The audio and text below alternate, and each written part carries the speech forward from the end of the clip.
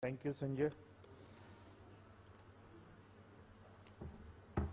Well, ladies and gentlemen, we had a feel of what e-governance can lead to with two slides having been shown by Sanjay when we started with this session, where Mi Seva has taken to the doorstep of the person. That is what one looks towards, that we are able to reach out to the citizen with a very wide sweep and a scope, both in terms of services as well as the coverage of people. As we said in the morning also, and I say it with a lot of credit to some of the southern states in particular, that the north-south divide in adoption of ICT is highly visible. South is actually the north and north is actually the south, if I may put it like this, if that is what we assign the meaning to. I think one of the reasons that I also look at is a mass-based IT literacy in South is visibly marked as compared to North. And an expectation and a demand also came from the public. While on the one side there was eagerness to meet all those expectations, a demand also arose from the public, which mass IT literacy is yet to be seen in the northern states. I think that becomes a pressure building group in delivery of services in the E-mode. When we look at it so far in our experience, NIC has done a wonderful work. All credit in initiating e-governance. But two handicaps that it led to. In all the government departments, they started lacking the ownership of any e-governance initiative. They started saying, "Ye to NIC ka kaam hai." I think that is one of the negative aspects.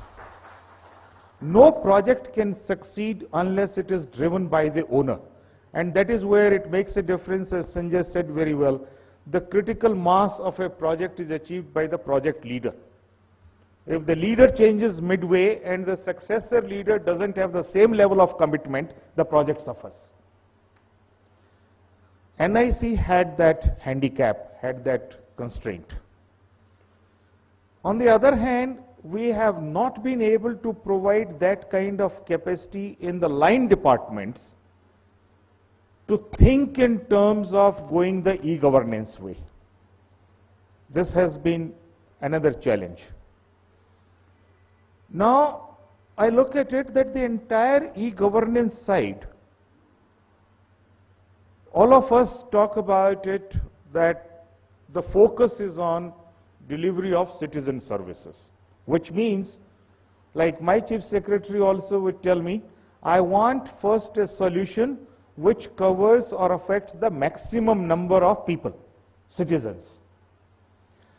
What I also look at is that unless you have a end-to-end computerization of the functioning of a department which is driven by a committed ownership, these services will not come in the optimal manner. The governance itself, because it provides, it leads to the delivery of services, and that is what is going to remain as a sustainable model. That's what I look at it. The challenge today before us also is not only that there is reluctance or the variable at which these line departments are taking up or taking to e-governance for different reasons, is also these solutions or these applications being treated as if these are standalone applications in silos, lacking the requisite interoperability. We are looking at cloud as a solution in terms of the ICT infrastructure and optimized use, but if one application is not able to speak to or interact with the other application, then these are also standalone silos. I think that is another issue which has to be addressed simultaneously, that all of these applications have to be interoperable. In terms of capacity, various states have taken various measures. We looked at it that we should also have a IT cadre. Having thought about it, having prepared the IT cadre rules also, finally we decided not to go ahead with it. Because what happens, anybody who comes as a part of the regular service cadre professionally ceases to grow. That is a major, major challenge. So any IT capacity setup needs to have a mix of 2, 3, 4 persons as a permanent regular staff of the department, but simultaneously induction of people from the industry who bring in the latest technology and knowledge in management and meeting those challenges. These are some of the e-gov management challenges which we are certainly facing.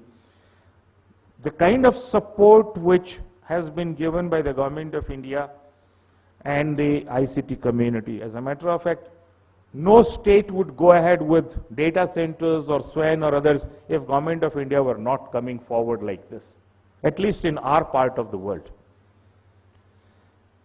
I would also request NIC to take a call now on it. They are still doing a wonderful job in terms of their spread in the districts, because that kind of coverage is not available anywhere else.